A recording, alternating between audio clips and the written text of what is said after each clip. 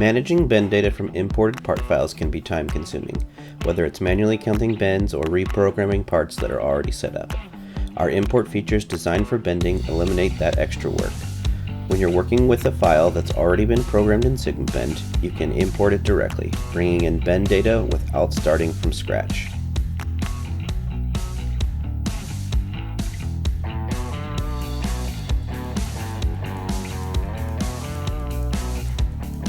Even non-programmed files like traditional 2D or 3D CAD models support mapping the total number of bends directly to the new dedicated field.